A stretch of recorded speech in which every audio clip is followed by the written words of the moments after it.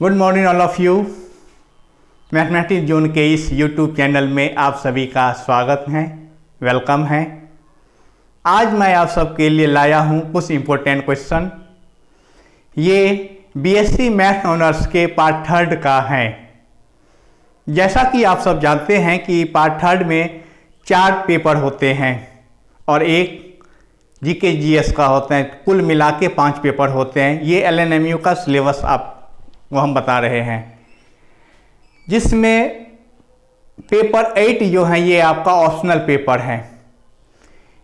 इस optional paper में मैं आप सबको स्फेरिकल ट्रायंगल एंड एस्ट्रोनॉमी के कुछ क्वेश्चन बताएंगे इम्पोर्टेंट, जिनको 2025 के फाइनल एग्जामिनेशन में 100% आने की संभावना है।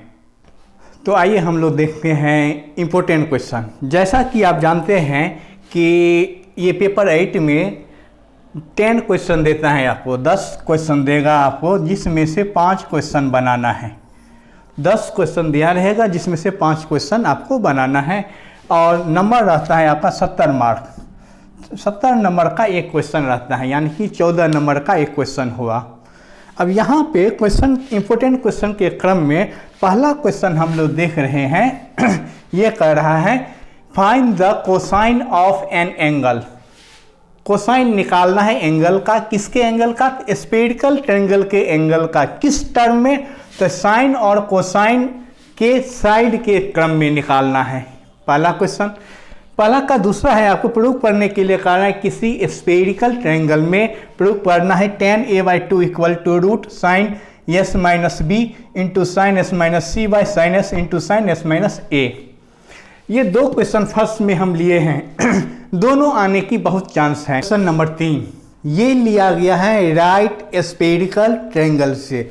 तो कह रहा है कि किसी स्फेरिकल ट्रायंगल में यदि एंगल C इक्वल टू π/2 यानी एंगल C क्या है 90 डिग्री है, तो प्रूव करना है tan square side a/2 equal to tan half side C plus b into tan half side C minus b।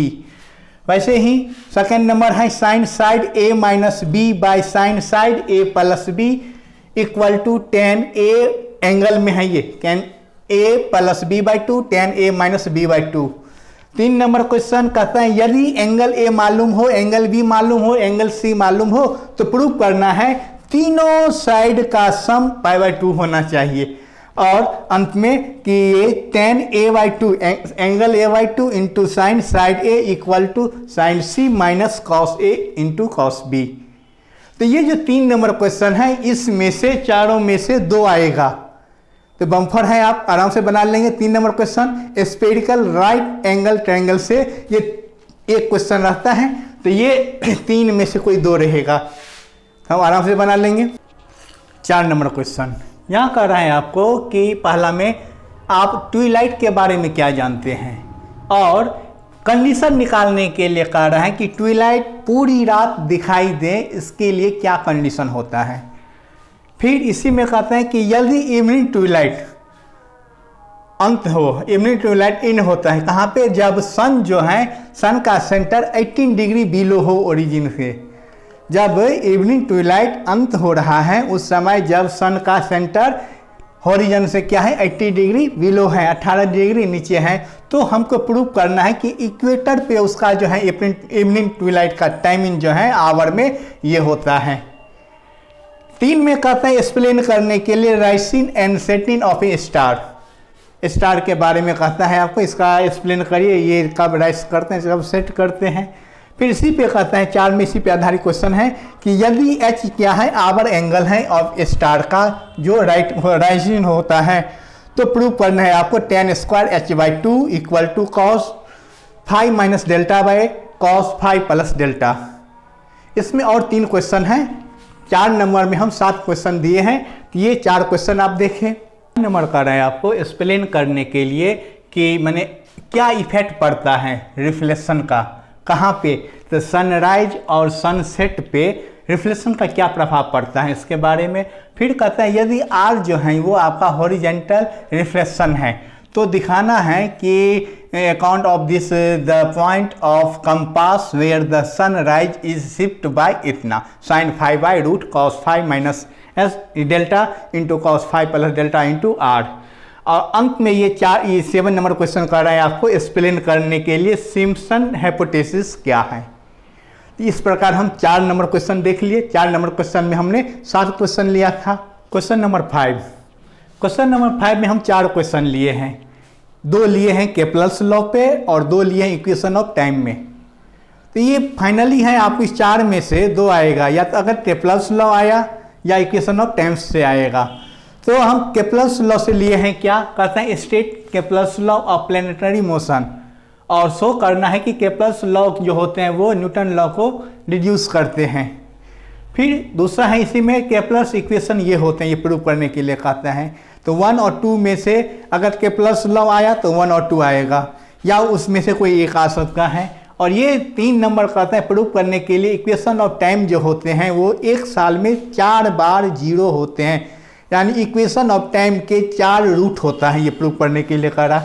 और इसी इक्वेशन ऑफ टाइम पे आधारित 4 नंबर क्वेश्चन है। ये कहते हैं इक्वेशन ऑफ टाइम जो है due to obliquity of ecliptic is maximum, जब ये मैक्सिमम हो तो लॉन्गिट्यूड जो होता है अपोलो कहते हैं इसको, सन के लॉन्गिट्यूड को अपोलो से डिनोट करते हैं। ये प्राप्त होता है इस फार्मूला से, साइन अपोलो इक्वल टू 1/√2 सेक f(2)। तो ये 5 नंबर क्वेश्चन था। 5 नंबर क्वेश्चन में 4 क्वेश्चन लिए, 2 केपलर्स इक्वेशन लॉ से और 2 लिए इक्वेशन ऑफ टाइम से। तो चारों आपका इंपॉर्टेंट है। 4 में से 2 क्वेश्चन आने की पक्का चांस है। अंत में ये 3 क्वेश्चन लिए हैं 6, 7, 8, तीनों इंपॉर्टेंट हैं और तीनों 100% चांस है आने की। तो आंख बंद करके इस तीनों का आंसर हमें याद करना है एकदम फाइनली है। ये आपका 10 नंबर क्वेश्चन रहेगा, ये 9 नंबर, ये आपका 8 नंबर क्वेश्चन रहेगा तीनों। तो 10, 8, 9 क्वेश्चन हमको फिक्स हैं, ये रहेगा ही। और पहला दूसरा क्वेश्चन हम बना लेंगे, पहला दूसरा तीसरा, तो 3 क्वेश्चन वहाँ से आ गया। 6 क्वेश्चन हमारे हाथ में है, आपको बनाना है 5 बनाना है। जैसे 6 में कहता है find nutation of in right ascension and declination. 7 में कहता है effect of aberration on latitude and longitude of a star, या effect of parallels in right ascension and declination. तो ये 6, 7, 8 जो है इसको पक्का हमें याद कर लेना है। और उधर 1 नंबर, 2 नंबर, 3 नंबर, इस तीनों को देख लेना है। समय बचे तो 4 नंबर बनाइए। 5 नंबर क्वेश्चन में बता ही दिए हैं आपको कि केपलर्स लॉ से रहेगा या इक्वेशन ऑफ टाइम से रहेगा, तो हमको घबराना नहीं है। तो ये जो पेपर 8 हैं बहुत इंपॉर्टेंट है, स्फेरिकल ट्रायंगल एंड एस्ट्रोनॉमी, ये इंपॉर्टेंट क्वेश्चन है। इसका आंसर हम प्रायः दे दिए हैं, जो क्वेश्चन नहीं दिए हैं वो बहुत जल्दी हम आपको उपलब्ध करा देंगे। और अगर आप इस चैनल को सब्सक्राइब नहीं किए हैं तो बाबू जल्दी कर लीजिए, क्योंकि यही प्लेटफॉर्म है जिसमें हम आपको एक एक क्वेश्चन का आंसर देंगे। फिर नेक्स्ट वीडियो में मिलेंगे हम, तब तक के लिए आप सभी को बेस्ट ऑफ लक, बाय।